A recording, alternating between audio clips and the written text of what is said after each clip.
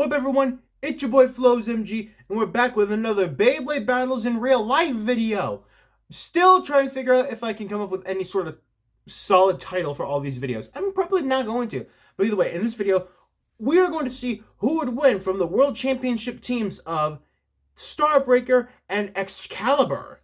Both very strong teams, both made it to the final, but how would they fare against each other in real life, though?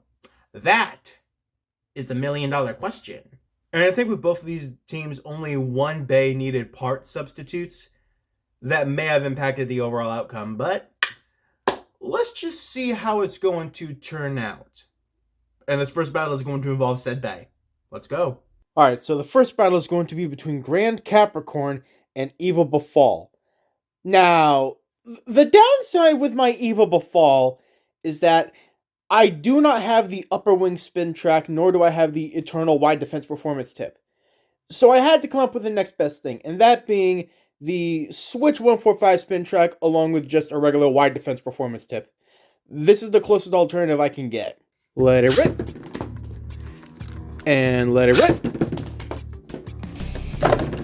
Capricorn already is shooting a strong barrage of attacks against Evil Befall.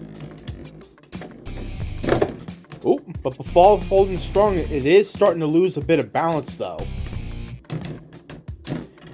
Yeah, the balance is being lost. Capricorn holding strong. Oh. And, yep, Evil Befall lost the first round. Let it rip. And let it rip. Oh! Stadium out? He's still spinning! Actually, which of those two are going to stop spinning first? That I want to see. Let's just change that angle a little bit. I just want to see which one's going to stop spinning first. Well, Fall is actually holding pretty strong in terms of stamina. Oh, never mind. It's actually starting to lose a bit. Yeah, Befall's losing it.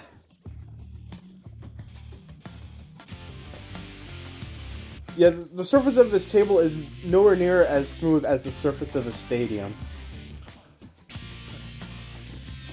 But Befall is actually still spinning strong. Somehow. Ooh, they're actually both starting to lose a bit of stamina. How long is this gonna go? If Befall manages to outspin Capricorn, oh.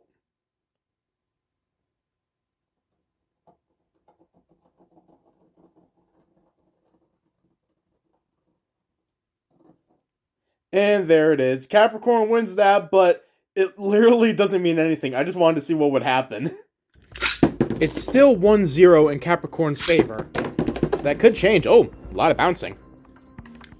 Let's readjust this a little bit. There we go.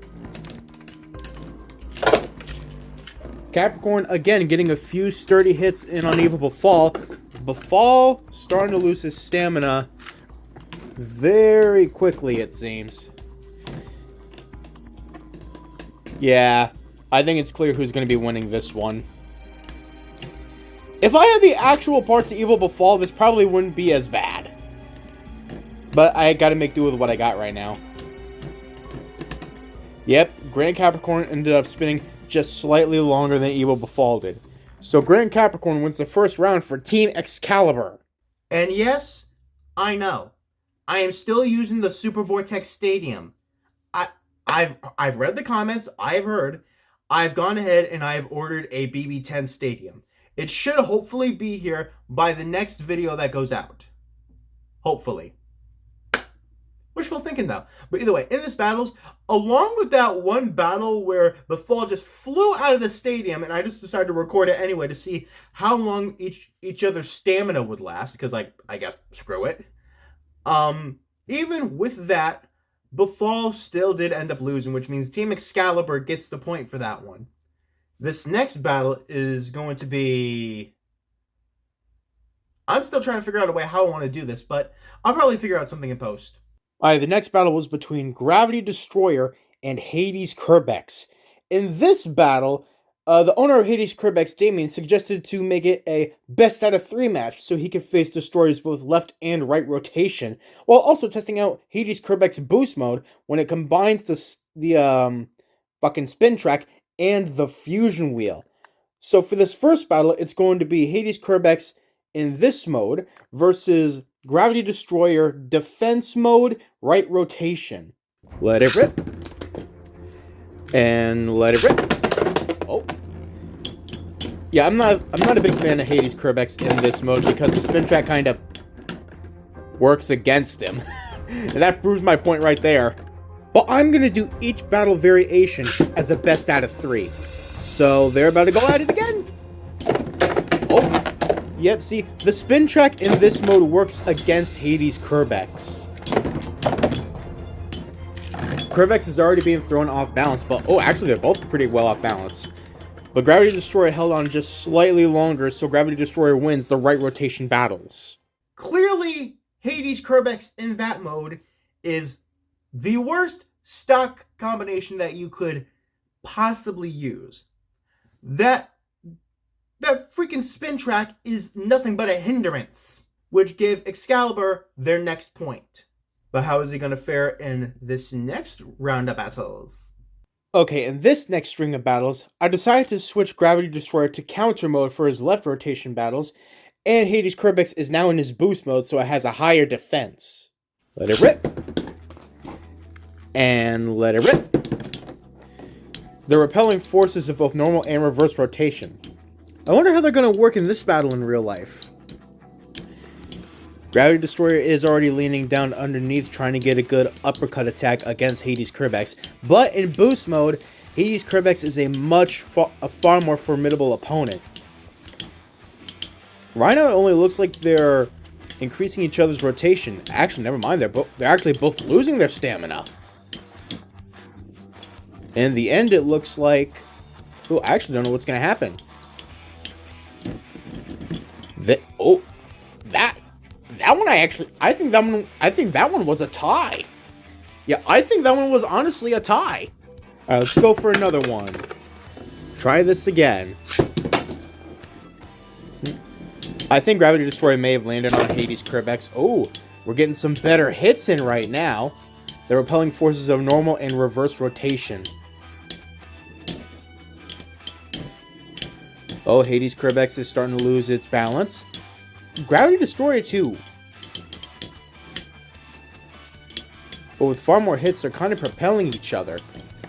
This time, again! That looks like a tie! It's once again a tie. I wonder how many more ties we're gonna have to endure before one of them wins. Let it rip.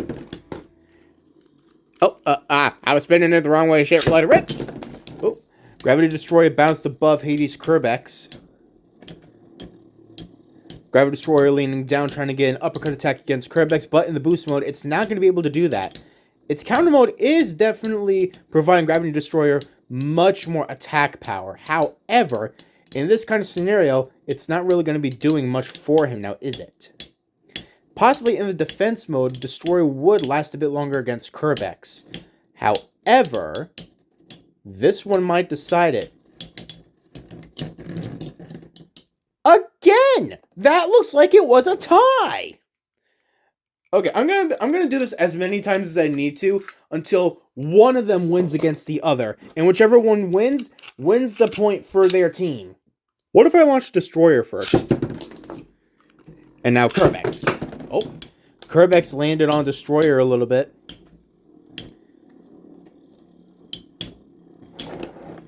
A few decent hits. Sorry, I'm just gonna readjust the stadium a little bit.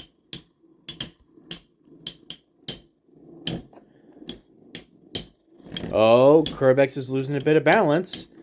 Oh, they're both losing their balance again. How even are these two going to be? Oh, that one was clear. Destroyer lasted ever so slightly longer than Kerbex. That one was crystal clear. Therefore, Destroyer wins this battle for Team Excalibur. But yet, it's still not over. Oh, that was actually tiresome. That was tiresome. Those battles had more ties than my father's closet. Get it? That's a joke because fathers wear ties. But either way, even with all of that, Gravity Destroyer still managed to somehow win, therefore getting Team Excalibur another point. And yet, it's still not over. In the anime, while Gravity Destroyer was going against Hades Kerbex, Kerbex was kind of destroying Destroyer in the anime. So the two members of the Cetus team came in to try and help Destroyer, thus sacrificing their time in the championship. So they kind of forfeited. But let's see if these battles will make any more of an impact. This one's going to be treated similarly to a team battle, where Kerbex is going to be going against Grand Cetus with both versions of the spin track and performance tip. One spin track being the WD-145RS, aka the Wide Defense 145 and Rubber Sharp's performance tip. And the other one is going to be the T125 Rubber Sharp Tornado 125 spin track. Yeah, I only have one Grand Cetus, so that kind of sucks. But let's see how they perform. Let it rip. And let it rip.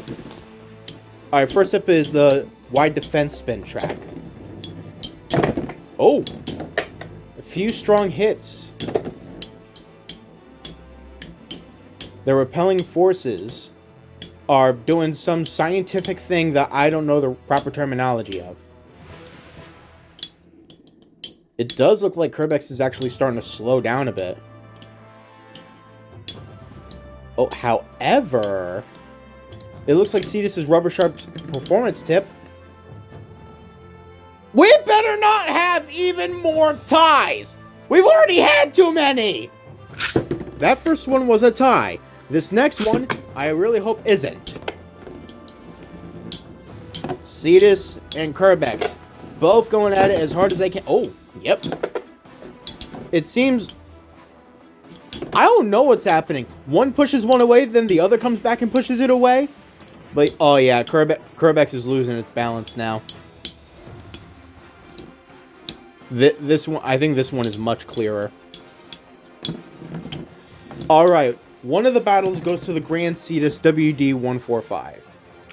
Another tie isn't going to cut it for Kerbex. It either needs to win, or it's just going to lose to Cetus again.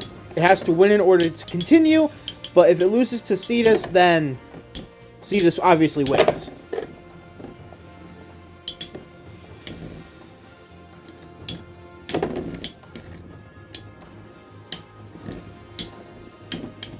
And, oh!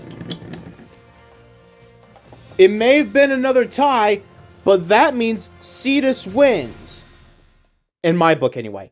Cetus wins in my book because he got 2 ties and a win. To me, that's best out of 3. There may have technically been 2 ties, but that one victory from Cetus was enough to get Team Excalibur the point. They are destroying Starbreaker, and this is supposed to be the stronger team in the anime. But, oh well. Now it's time to see what the other Cetus can do. Alright, next up, Kerbex is going to go against Cetus with the T125 spin track now. Let's do this! Let it rip. And let it rip. Oh! This Cetus definitely seems to be far more aggressive than the other one was. I guess the change in spin track will do that for it. Oh, Kerbex is making it lose its balance a little bit.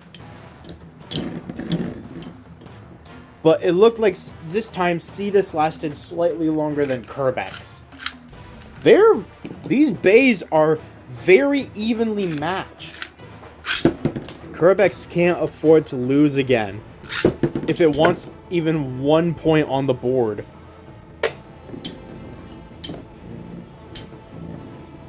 Yeah, again, this Cetus is much more aggressive, causing far more recoil against Kerbex.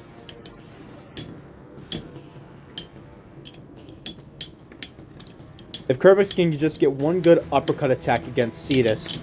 Oh! Even with those uppercut attacks, Cetus did last slightly longer than Kerbex. So it looks like our winners for this are going to be those of Team Excalibur. This version of Cetus, in my opinion, was far more aggressive than the wide defense spin track Cetus. So, once again, they destroyed Kerbex. Well, actually, no, I'm not going to say they destroyed Kerbex. They were actually very, very evenly matched. So I shouldn't say they destroyed it. They won by small technicalities. It could have very easily went Starbreaker's way if Kerbex just was able to last slightly longer. But he was not able to last slightly longer. So in the end, Team Excalibur destroyed Starbreaker with 5-0.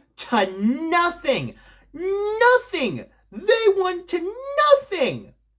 And I guess that proves just which one of them is stronger. But which two World Championship teams are going to be facing off in the next episode? We'll figure that out soon. For now, I've been Floz MG. This has been Team Excalibur versus Team Starbreaker, Beyblade battles in real life, and I can't wait to see you all in the next video.